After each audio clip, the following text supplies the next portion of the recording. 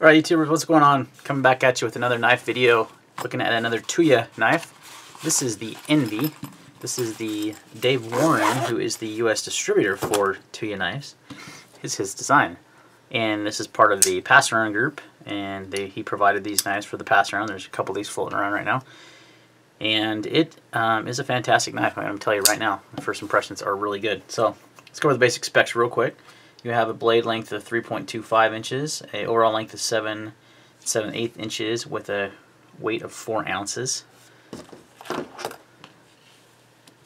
just want to check something real quick. Your cutting edge is actually your blade length's more like 3.5 with a 3 1/4, or a little less than 3 1/4, about 3 1/4 inch cutting edge. So Tanto blade, stonewash finish. You have M390 blade steel on this guy. Really, really nice stonewashing on the blade, and then you have where the tip comes to the Tanto. It's all satin grinder finish, which is a pretty cool touch. So titanium handles, obviously anodized, like a bronze color. Some nice milling on here. You have a titanium backspacer that's like a gear pattern, anodized a cool green color. And the titanium pocket clip, also anodized green. This is number 63. These are going to be made pretty limited, I think. So, price point on these, just to start out, is $219 currently. They have had them up at $269, but right now they are $219 as of when I filmed this video. $219 for a flipper with titanium with M390 blade steel is a really good deal. Really, really good deal. The action on this guy is super, super smooth, like way smooth. Nearly falls shut on the smoothness. You can tell that it has a detent wrap because it's the way it falls shut on itself. Very, very smooth. Great detent on the flipper too. So really well executed, obviously, on bearings on this. Oh man, it is coming a little off center, isn't it? Yeah. So let's go ahead and get into build quality. Build quality of this knife is really good. But actually, before I get into build quality, I do want to do a few more stats here, just because I like to get these out of the way. Let's look at the thinness behind the edge. 0.025, so about about 0.025. Pretty good, pretty thin behind the edge. At this on the main cutting edge there, and then on the Tanto, we're looking at 0.0355, so it's a little more robust on the Tanto tip, which makes a lot of sense. You got a nice robust tip, you got a nice thin edge here, nice jimping right here on the thumb ramp. Your thumb comes up here right there and just rests really nicely. Quality of the build is good, definitely really good. I have the Tuya Argon as well. I've reviewed the SNS and the Bruiser, and I've been impressed with the build quality on all of their knives. Now, this one is, probably their highest end kind of flagship model right now, and it's definitely up to snuff with a lot of knives that are cost quite a bit more money. Like I said, great milling on the titanium. The scales have been skeletonized to reduce weight. This weighs about 4 ounces, so it's a pretty good sized knife. It only weighs 4 ounces. So, speaking of size, let's do some comparisons here. I think it's my bigger knives out to show you. This is the ZT0095, obviously customized. The Benchmade 940 is almost exactly the same size, and the Booz Blades Smoke TS1, also a almost identical size knife. So some similar sized knives. If you like that size, this will be a good size for you. It's definitely not small, and it's definitely not huge. It's right kind of in the middle. So, but build quality has been good. My only gripe has been the pivot is super smooth, but from flipping it and such has come loose on me a few times. I've put some Vibratite on it this time, and it looks to be pretty solid, but the centering is a titch off, so I can adjust that. I believe it is a T8. Just double check. Yes. On the pivot. That was weird.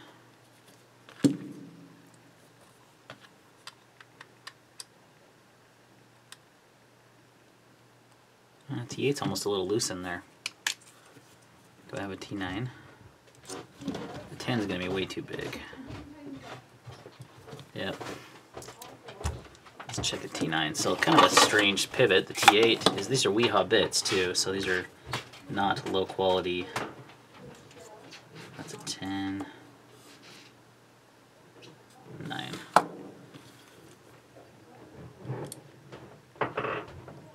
No, 9's just a little big, so kind of strange. The pivot is weird. That's definitely a T8. Yeah, let me try this T8.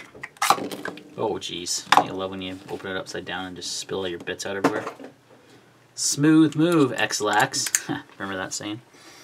Let's see if this one does the same thing. Yeah, so it kind of is a little slop in there. So not the best machining, I don't think, on the pivot there, because that screw size is in between a T8 and a T9, which is strange. The T9 was definitely too big. So anyway, that is my one gripe, I would say, and the body, like the screws on the body of the knife are all T8. Snugging those up. Yeah, those are all T8. So the centering's actually pretty solid, but there's no play on it. Anywho, so the pivot's a little, I don't know if it's off or if it's just this particular model or what, because that's definitely kind of like an 8.5, which is strange. But otherwise, other than that, the build quality is very, very solid. You have some nice chamfering along the edges. It's very rounded. There's no sharp points. You have, like I said, nice milling here on the titanium, so the finishing is really well done. I like this bronze color, and then you have this on the milling, kind of brings out like a gold almost tint to it. I wasn't a fan of the green pocket clip at first and the green backspacer, but it's kind of fun. It adds a little pop of color, but I wouldn't mind seeing it just be the same anodization as the rest of the knife. That's just kind of more my style, but nothing wrong with a little pop of color, right? Let's see how this guy carries in the pocket.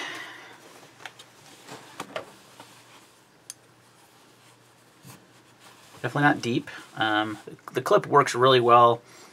You have quite a bit of knife hanging up there, and you know, with the lanyard attachment as well. I don't really see why you need a lanyard when you have that much knife sticking out, but that geared lanyard attachment does give you something nice to grab onto. So definitely not a deep carry, but not, you know, not horrible. The clip works really well. It has nice retention, slides on and off the pants really easy. Has a nice bit of gap there between the frame, so that's always important. So good job on that. So it carries nicely. It's very slim too. Let's see how wide it is when it's shut, because it's not going to, at the widest point right there at the thumb ramp is 1.13, but right here it's just barely over an inch. So the widest point right there is 1.13. So pretty slim knife. It's going to carry very slim in the pocket. And your handle thickness as well. Sorry, I should have got this when I did other measurements, but I think it's under half an inch. Yeah, 0.45. So it is pretty slim this way as well. So nice dimensions on this guy. I like the size quite a bit. Let's talk about the, and like I said, it is thin behind the edge, so it is a good cutter. From what I've used it for, and see, a lot of people don't like tantos and they don't think of them as slicers, but you can slice just fine with a tanto. I like the tanto edge a lot actually, because it kind of gives you two different edges. You get this tip, plus you get this straight edge, almost like a Wharncliffe, and then you have the tanto edge, and this is more of a Japanese style tanto more than an American. It doesn't have, I mean, it's kind of a mix between both actually, because it doesn't have like a, I don't have another tanto knife either right now. It doesn't have a very like dramatic tanto, but it kind of has like a little bit of a curve here. But it's not, you know, quite pure Japanese tanto, so kind of somewhere in between. But I like the strong reinforced tip. You can use this tip for a lot of, like, you know, just basic EDC tasks. Plus you have this other edge here as well. So I've always thought tantos are actually pretty underrated for EDC knives. A lot of people don't like them. They like more traditional drop points or clip points, which I do too. But you know, they have their use. I guess this is, oh, that's a reverse tanto, but you can see how the, I mean, it has some upsweep right here, but how it kind of comes down more of an edge. I'm trying to make a point here. I'm not saying these two are similar at all, but anyway, I don't have any other tantos handy to do so. So it carries well, it cuts well. far as philosophy of use, how you'd use this knife, it's definitely just an everyday carry knife. I mean, it also could be used as a tactical backup folder with its Tanto blade. It has a nice grip in this stabbing motion here. Let me back that out a little bit. And you do get some nice jimping right here on the geared backspacer. So you do have, if you had to use this as a tactical knife, it would also work well for that. So it's a pretty versatile knife. You can use it for regular EDC tasks. You can use it for that. It's not too heavy. It's not too big. It's kind of one of those jack of all trades style size knives. Nothing crazy. So that's kind of my philosophy of use on this one. Value wise, it's really high. I mean, $220 for M390 titanium with really smooth action. Great flipping action. Nice milling on the titanium, some anodization, things that would typically cost more. You're getting all that for $220. I can't think of too many M390 knives that are full titanium in that price range. Maybe the Viper or so is one I just thought of. But I think the Wies that are in this range with M390 are more expensive. The Kaiser, well, I don't know if Kaiser actually carries any nice right now, it's M390, but your Riots and stuff are going to be a lot more expensive comparing Chinese produced knives. But you look at like the ZT like 809, I should have brought that out. That's M390 and it's about the same price. So and it's made here in the USA. And it has nice milling, and actually it's 220 CV, but similar still to M390. So ZT continues to set kind of the bar for value in a lot of ways, but compared to other Chinese manufactured knives, it's right there. So maybe under $200 it would be like fantastic, crazy good deal. Whereas price now is definitely competitive and definitely good. Don't get me wrong. All right. So how do I kind of what's the X factor with if I were to carry this knife? Would I put it in my EDC? I'm very tempted because I've had it for a few days and I've been carrying it and using it as the pass around. I have to give it back. I have to send it to the next guy. And I've been very tempted to pick one up myself. I'm kind of still on the fence. It's not too large. I mean, like I said, it's a good size.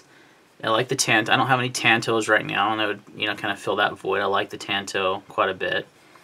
The handle's very ergonomic and comfortable, so I like that. Got some nice jimping up there. It's one of those knives that I'm like very much on this fence. Like, do I pick one up? Do I not? I think there's a chance that I will add this one to my collection permanently. So, all right, guys, I think that's gonna wrap up this video on the Tuya Knives Envy. Thanks again to Dave Warren over at Tuya Knives. I'll put his link in the description. It's Warren EDC Blades. GoDaddySites.com is the website. He's the only distributor for Tuya in the United States, and I think the only place you can get the Envy. So that is his design. He did a great job designing this knife. I think he had a lot of things that I like about knives, and he put them into one, knife, which I do really appreciate. So check him out. Thanks to him for sending this to the pass around group for all of us to check out and do videos on. So thanks for watching, guys, and we will see you on the next video.